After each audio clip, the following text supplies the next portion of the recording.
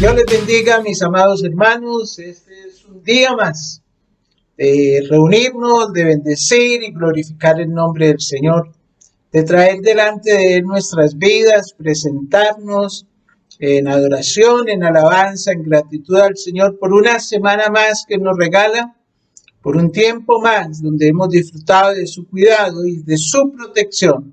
Y hemos visto cómo la mano poderosa de nuestro Dios se ha engrandecido sobre cada uno de nosotros y nos ha guardado.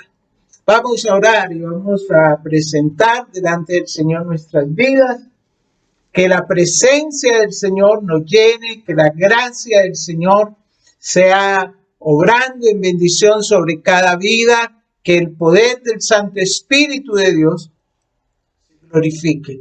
Oh Dios de los cielos, Padre amado, Dios de misericordia y de bondad, en el precioso nombre de Jesucristo, tu Hijo, nos presentamos, Señor, delante de tu trono, de ese trono de la gracia, de ese trono de misericordia, Señor. Podemos obtener de Él gracia y misericordia para el oportuno socorro. Te damos toda la gloria, toda la alabanza y toda la adoración, porque tú vives y reinas por siempre y para siempre. Y rogamos, Señor, que el poder de tu Santo Espíritu llene nuestros hogares, llene nuestra vida, llene nuestro corazón. Que cada uno de nosotros seamos llenos de la presencia del Espíritu Santo, que nos da sabiduría y entendimiento para tomar, Señor, distancia y tomar, Señor, de la gloria tu palabra, oh Dios amado. Te los rogamos en el nombre de Jesús. Amén y amén. Le invito para que abra su Biblia en el libro de los Jueces. En el capítulo 1 vamos a leer del versículo 27 al versículo 36. Jueces capítulo 1, versículo 27 hasta el 36. Y lo vamos a leer en la bendición del Padre, el poder del Hijo y la unción poderosa del Espíritu Santo, del Dios de amor. Amén.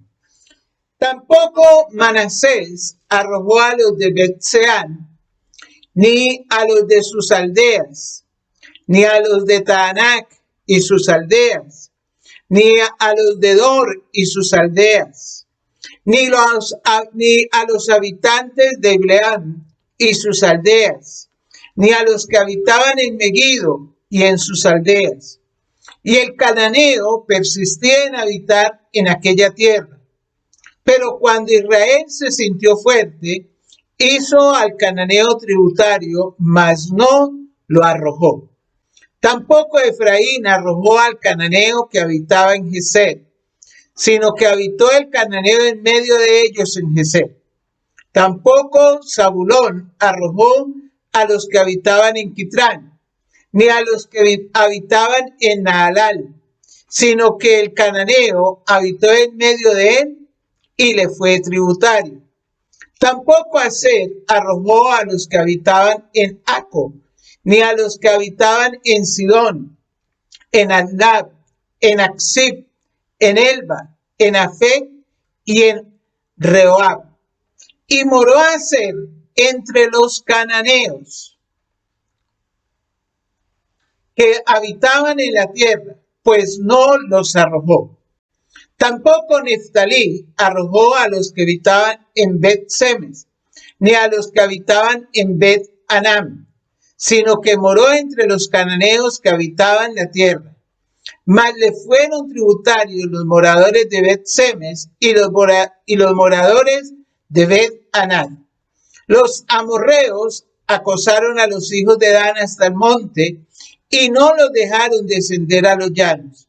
Y el amorreo persistió en habitar en el monte de Eres, en Ajalón y en Salbín, pero cuando la casa de José cobró fuerza, lo hizo tributario. Y el límite del amorreo fue desde la subida de Acalbrín, desde Sela hacia arriba. Amén. Gloria al Señor. En el libro de los jueces, nosotros tenemos un tema que es muy importante para nosotros en todos los tiempos, y es el tema de la apostasía del pueblo, pero también de la admirable gracia de Dios en recobrar y en restaurar.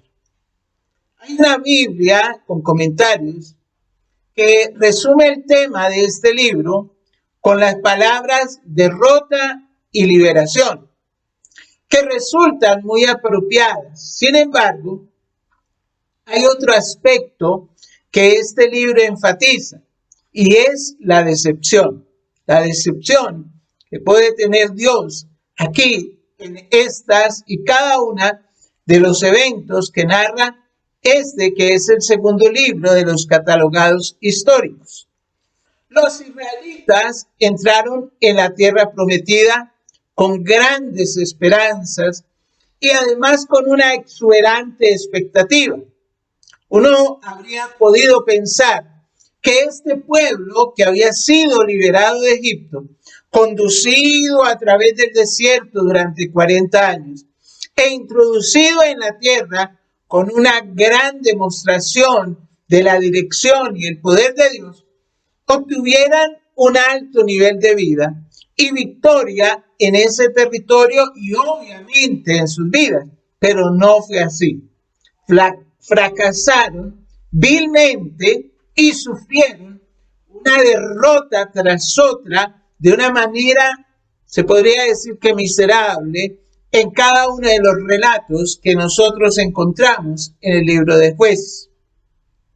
Y en este tiempo en que nosotros hemos oído hablar mucho acerca del distanciamiento social para evitar contaminarnos, también yo mirando en este libro de Jueces la importancia del distanciamiento, pero del distanciamiento espiritual.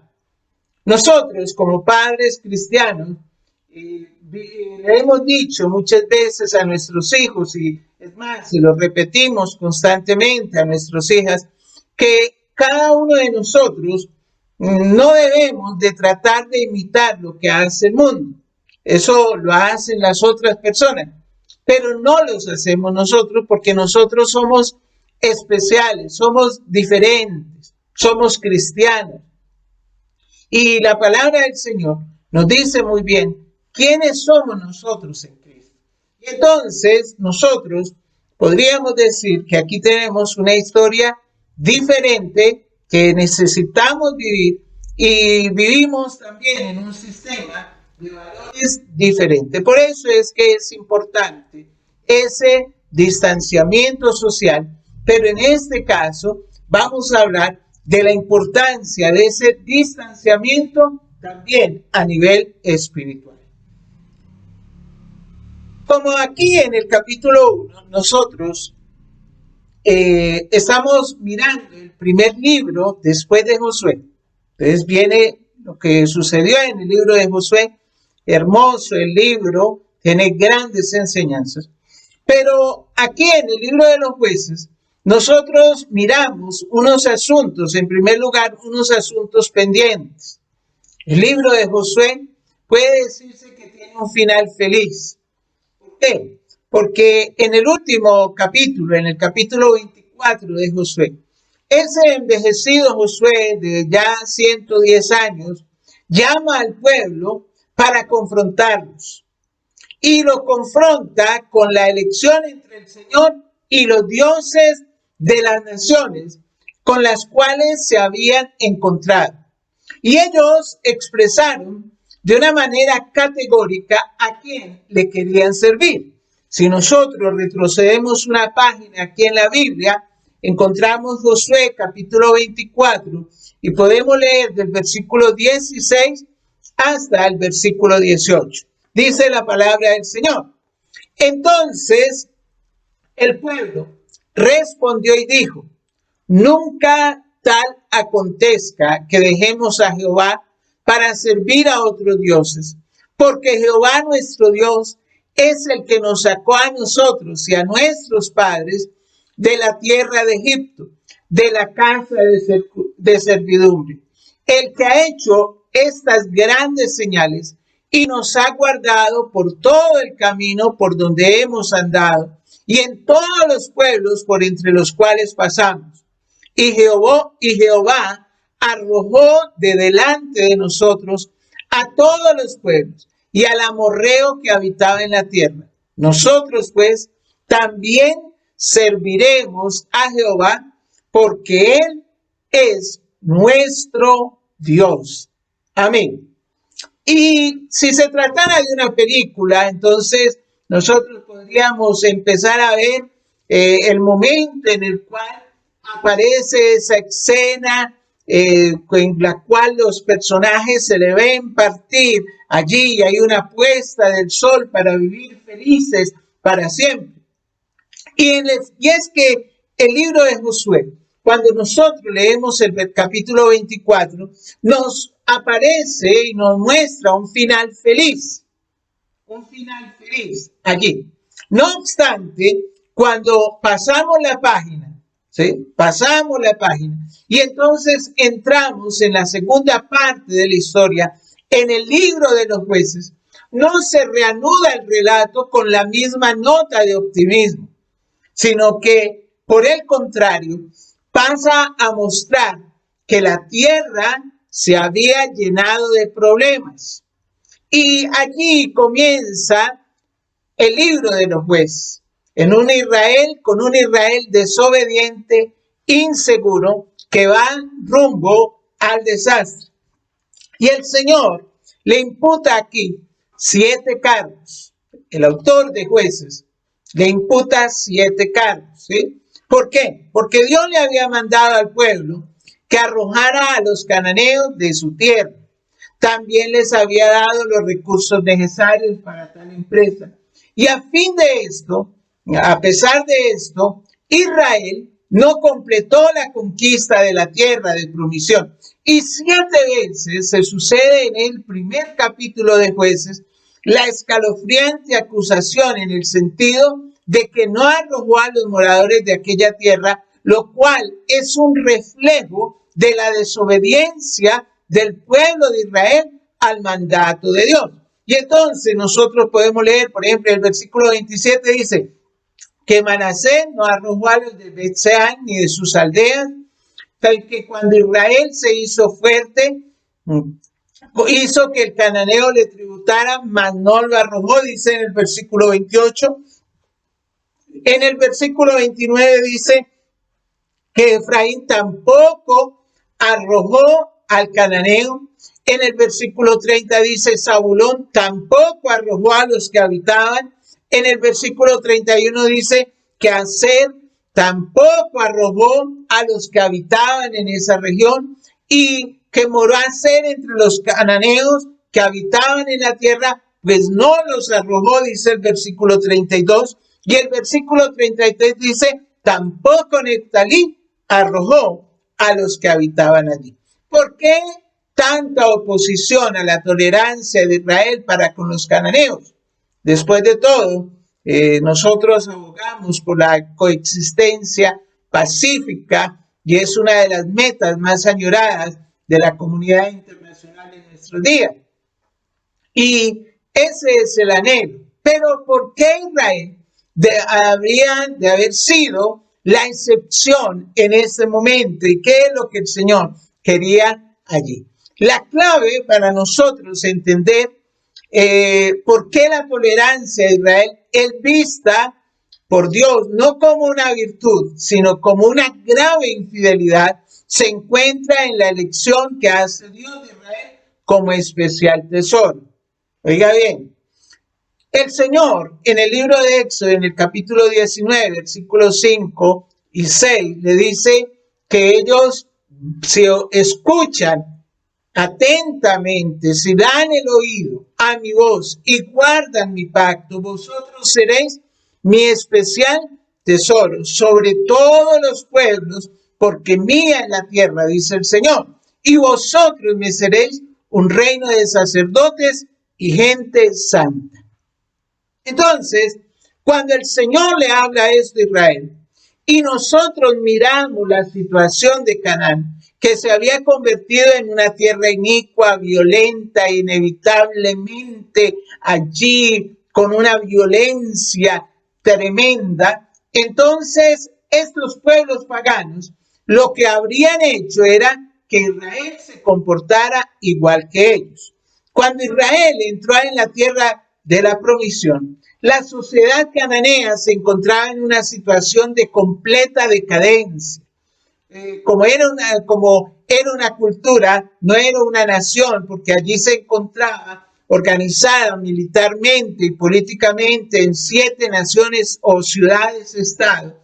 El hilo que los unía a estas ciudades-estado que habían allí era la religión. Ellos adoraban a 3 dioses principales: al dios El, que era el dios principal de los cananeos, a Baal y a la esposa que era Acera, que eran los dioses de la fertilidad. Y estos cananeos creían que estos dioses tenían sexo que los distinguía, ya fuera como masculino o como femenino, y también creían que ese carácter de estos dioses era guerrero y sensual. Y entonces la adoración a estos dioses incluía actos de prostitución, de sacrificios humanos. Entonces era una cuestión de supervivencia espiritual. Oiga bien, para Israel, que se arrojara completamente a los cananeos. Si se les permitía quedarse, los cananeos podían convertirse en ciertos momentos en los opresores de Israel. Y había algo más grave que podría suceder, y era que ellos tentaran a Israel. Los israelitas, dice el libro de Jueces, no los arrojaron. Y ese descuido lo convirtió en la plataforma sobre la cual vienen a suceder todos los hechos trágicos que nosotros encontramos aquí de ahora en adelante en el libro de Jueces. Y allí lo encontramos. Obviamente, lo segundo que nosotros debemos de entrar aquí, si estamos mirando la importancia del distanciamiento, pues es la coexistencia pacífica hoy en día. Y obviamente a los cristianos de hoy no se les ha mandado lo mismo que a los israelitas. No se nos ha llamado a arrojar de nuestra tierra a los que no conocen a Dios, ni estamos obligados a aislarnos de toda influencia externa. Por ejemplo, 1 Corintios capítulo 5, versículos 9 y 10. Si yo lo leo de la versión internacional, dice el apóstol Pablo: por carta ya les he dicho que no se relacionen con personas inmorales. Por supuesto, no me refería a la gente inmoral de este mundo, ni a los avaros, estafadores o idólatras. En tal caso, tendrían que salirse de este mundo. Estamos en el mundo y es imposible no relacionarnos con él. No obstante, estamos enfrentando los problemas que produce el hecho de vivir en medio de una tierra que puede opacar nuestra visión espiritual. Una tierra que puede diluir nuestro fervor también espiritual y distraernos de nuestra misión espiritual. Y lo que más asusta de todo esto es que vivimos en medio de una tierra que se puede robar el corazón de nuestros hijos y apartarlos de Dios. La historia de Israel aquí nos sirve de severa advertencia. ¿Por qué? Porque es como si el Señor les estuviera diciendo a ellos: si ustedes no toman la tierra los tomará a ustedes. Y eso es muy importante. Es probable que el hecho de apartarse de Dios para servir a Baal jamás fuera una decisión consciente de Israel. Lo que sucedió fue que el pueblo se dejó arrastrar por las corrientes culturales de la época. Al igual que el invisible movimiento de las manecillas de las horas de un reloj, la destrucción silenciosa de una casa por termitas, las costumbres de este mundo pueden cambiar las personas tan paulatinamente que no se dan cuenta de lo que está sucediendo. A veces nos damos cuenta que algo de madera ya está comido de las termitas cuando lo tocamos y está ya desbaratado. Pero antes no nos dimos cuenta. Y así nos puede suceder. Un día descubren que no somos diferentes a los pueblos de la tierra. El pueblo de Israel de pronto tuvo un tiempo cuando amaban a Dios, pero ahora eso no parecía tener importancia, y en muchas personas también les ha pasado y les está pasando. Hubo un tiempo cuando tenían fuertes convicciones, pero ahora ya no recuerdan lo que significaba tener. Hubo un tiempo en el pueblo de Israel cuando sus hijos cantaban salmos al Señor, pero ahora su lealtad se había dado a los dioses de las posesiones, el placer y el poder. ¿Cuándo llegó a suceder esto? El libro de los Jueces lo responde: si no toman ustedes la tierra los tomará a ustedes. Ahora bien, en este momento, ya lo que nosotros estamos viviendo. A nosotros se nos ha dicho que una de las maneras de evitar el contagio es mantener la distancia, 2 metros de distancia. Al pueblo de Israel y a los cristianos también, a veces se les ha enseñado que mantener un brazo de distancia del pecado. Entonces, la persistente seducción que ejerce todo lo que hay en la tierra hoy en día puede describirse como la tentación a practicar lo que se conoce como cristianismo, que mantienen a un brazo de distancia. Yo quiero que leamos 3 pasajes en el libro de Jueces. Jueces capítulo 2, versículos del 8 al 13. Vamos a mirarlo aquí. Entonces aquí lo tenemos. Dice: pero murió Josué, hijo de Nun. Oiga bien. Murió Josué, hijo de Nun, siervo de Jehová, siendo de 110 años, y lo sepultaron en su heredad en Timnat-Será, en el monte de Efraín, al norte del monte de Gaz. Amén. Seguimos leyendo. Lo sepultaron allí, en ese lugar. Y toda aquella generación también fue reunida a sus padres. Y se levantó después de ellos otra generación que no conocía a Jehová ni la obra que él había hecho por Israel. Después, los hijos de Israel hicieron lo malo ante los ojos de Jehová y sirvieron, oiga bien, y sirvieron y adoraron, ¿sí? Dice allí, dejaron a Jehová, el Dios de sus padres, amén, y sirvieron a los Baales. Dejaron a Jehová, el Dios de sus padres, que los había sacado de la tierra de Egipto, y se fueron tras otros dioses, los dioses de los pueblos que estaban en sus alrededores, a los cuales adoraron y provocaron a ira a Jehová. Oiga bien, qué cosa tremenda. Y dejaron a Jehová y adoraron a Baal y a Astarot. Cosa tremenda lo que sucede en este momento con el pueblo de Israel. Vamos a leer también Jueces capítulo 3, en el versículo 7. Dice la palabra del Señor.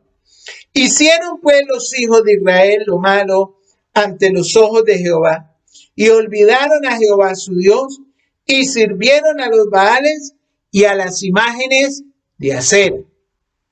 Y en el capítulo 10, versículo 6, también vamos a leer. Pero los hijos de Israel volvieron a hacer lo malo ante los ojos de Jehová, y sirvieron a los Baales y a Astarot, a los dioses de Siria, a los dioses de Sidón, a los dioses de Moab, a los dioses de los hijos de Amón y a los dioses de los filisteos. y dejaron a Jehová y no le sirvieron. Mire que aquí está la triste consecuencia de vivir de esa manera.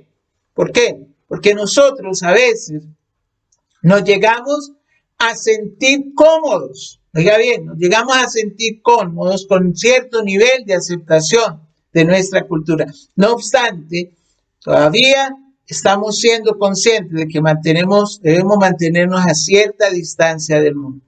¿Qué sucede cuando la cultura se hunde? Si yo estoy a esta distancia y sigo a esta distancia, a medida que la cultura se hunde, yo también me voy hundiendo porque he seguido manteniendo la misma distancia.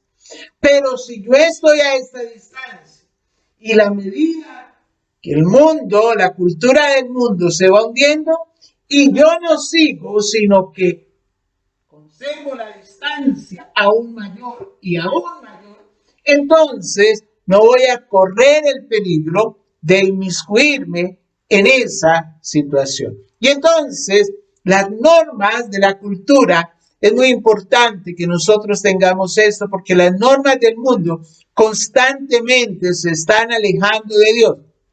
Y el cristiano debe mantenerse alejado, pero no a un brazo de distancia, sino siempre estarse alejando aún más. A nosotros hoy nos están diciendo, manténgase alejado 2 metros, pero si usted puede separarse más, sepárese más. Si usted ve que puede separarse más, aún mejor. Y eso es lo que nosotros tenemos que hacer en estos momentos. También aquí nosotros tenemos algo muy importante que nos habla el libro de Jueces, y es el problema que había con los vecinos. Jueces es una advertencia para cualquier pueblo, para cualquier persona que viva en una tierra, que pueden robarles el alma. Hay una historia de un hombre que llegó a un lugar y fue con su familia y nunca habían conocido ninguna de las cosas que en ese lugar vivían, pero ellos llegó allá con su familia y al comienzo estaban a ellos pues preocupados por esa situación. Y el papá les dijo, muchachos, no tengan problema porque ellos van a tener su campo, nosotros nuestro campo, desde que no pasemos para el campo de allá no hay problema. Pero había un problema, que para regar su campo tenían que ir a agua que estaba en el campo de la otra persona. Y cuando los hijos iban por agua, empezaron a observar cómo ellos adoraban, cómo ellos hacían cosas, cómo ellos estaban haciendo cosas diferentes que ellos nunca habían hecho. Y en el momento en que menos pensó, el papá encontró a sus hijos haciendo exactamente lo mismo que estaban haciendo esas personas que ellos habían visto. Aquí estaban haciendo. Habían olvidado quiénes eran, se habían olvidado de lo que ellos debían de vivir. ¿Qué era lo que sucedía? Lo que sucedió fue que de ver tanto esa situación, ya la empezaron a considerar normal. Y a veces nosotros empezamos a ver las cosas tanto y de tantas formas y las empezamos a ver como tan normales que comenzamos a creer que eso es lo normal y que eso es lo que no hay ninguna importancia para Dios en esto. Por eso es que el apóstol Pablo, en Romanos, en el capítulo 12, los versículos 1 y 2, expresa esencialmente la misma idea, la importancia de alejarnos.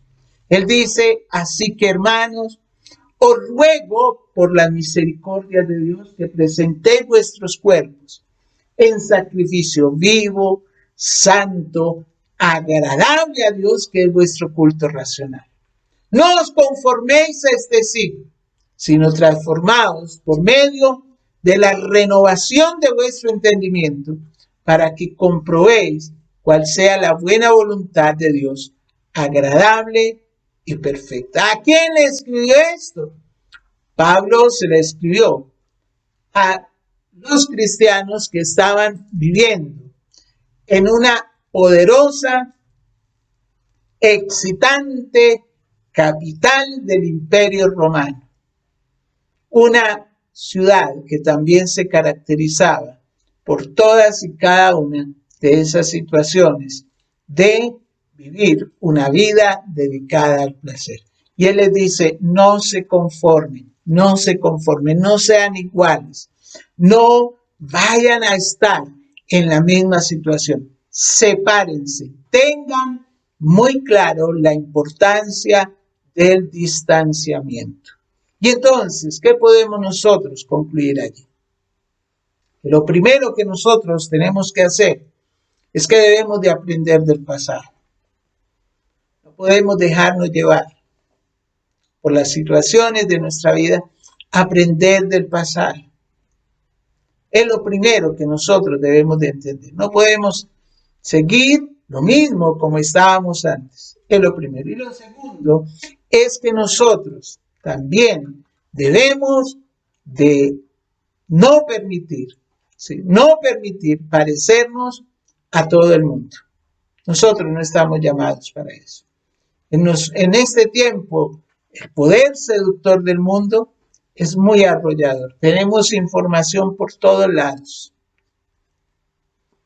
Y aquí tenemos en el primer capítulo de Jueces un llamado, una alerta de parte de Dios, para que la iglesia de hoy en día se percate del peligro. Es hora de que nosotros empecemos a distanciarnos y no queramos parecernos tanto al mundo. Que nosotros nos distanciemos. Aprendamos de esta pandemia el distanciamiento. Estamos en el mundo. No podemos ser como ellos. Tenemos que vivir de una manera diferente. Es hora de tomar la tierra, porque de lo contrario, la tierra nos va a tomar. Vamos a orar. Señor Dios Todopoderoso, alabo y bendigo tu nombre, Señor, y te doy gracias por regalarnos tu palabra, Señor, la cual nos advierte, nos enseña, nos muestra la importancia de vivir una vida diferente conforme a lo que tú nos has enseñado. Hoy en día, Señor, entendemos del distanciamiento como una arma para no contaminarnos, pero también espiritualmente necesitamos aprender a tener un distanciamiento de las cosas que no edifican, un distanciamiento de las cosas que no nos enseñan, un distanciamiento de las cosas que no nos llevan a poder tomar esa tierra de bendición que tú nos has dado. La palabra del Señor nos dice que nosotros debemos de pensar en todo lo bueno, en todo lo santo, en todo lo justo, en todo lo recto. Queremos, Señor, que tu Santo Espíritu nos guíe para que nosotros podamos hacerlo día tras día. Y vivamos una vida diferente conforme, Señor, a lo que tú deseas al entregarnos esta palabra que hemos tomado y recibido. Bendigo, Señor, los hogares, cada hogar, Señor, que se abre para poder tomar, Señor, esta bendición. Bendigo, Señor, las vidas que están tristes por la pérdida de los seres queridos, Señor. Al hermano Hugo, bendícelo, Señor, y ayuda a su familia ante la pérdida de su hermana, Señor de la gloria. Ruego, Señor, para que tú seas glorificándote en la familia Vanegas, en Popayán, Señor, también de igual manera. Oro, Señor, para que tú seas glorificándote, Señor, en doña Marlene, Señor, guárdale, Señor de la gloria. Oro, Señor de la gloria, por los que están enfermos, Padre Santo, allí en Bogotá, Señor, familiares de la hermana Mangas. Señor, que tú seas guardándoles, Señor, y que tú seas glorificándote con poder, Señor, en esta vida, Padre Santo. Que tú seas llenando, Señor, con tu bendición. Tú eres el único que puede traer sanidad, Señor, que puede traer bendición, que puede traer, Señor, abundancia de gozo para cada uno de nosotros. Te alabo, Señor, y te bendigo. Y en el nombre precioso de Cristo Jesús, presentamos nuestra vida. Guárdanos, Señor. Protégenos, Señor. Bendice, Señor, nuestras vidas. Guárdanos en el hueco de tu mano santa y poderosa. Que podamos, Señor de la gloria, amarte con todo el corazón. Separados de ti nada podemos hacer. Separados del mundo, vamos a alcanzar, Señor, esa bendición que tú tienes para nosotros. Te bendigo, Señor, y te alabo. Glorifico, Dios del cielo, te doy toda la alabanza en el nombre de Cristo Jesús. Bendice, Señor, la despensa, bendice la economía de tu iglesia, de tu pueblo, Señor. Trae provisión, Señor, sobre cada uno. Oh Dios de la gloria, bendigo, Señor, a los hermanos que dan, Señor, para llevar esas bendiciones, esos mercados a las familias que necesitan. Bendigo, Señor de la gloria, esa disposición. Bendigo, Señor de la gloria, nuestras vidas, que en sabiduría esperamos, Señor, que tú nos hables y tú nos digas, oh Dios, para poder comenzar a reunirnos y a congregar. En el nombre de Cristo Jesús, una bendición grande para tu iglesia, para tu pueblo, y el poder de Dios y la bendición del Padre, el poder del Hijo y la unción del Espíritu Santo descienda sobre cada vida. En el nombre de Jesús. Amén. Mis hermanos, Dios me les bendiga, que el Señor les guarde.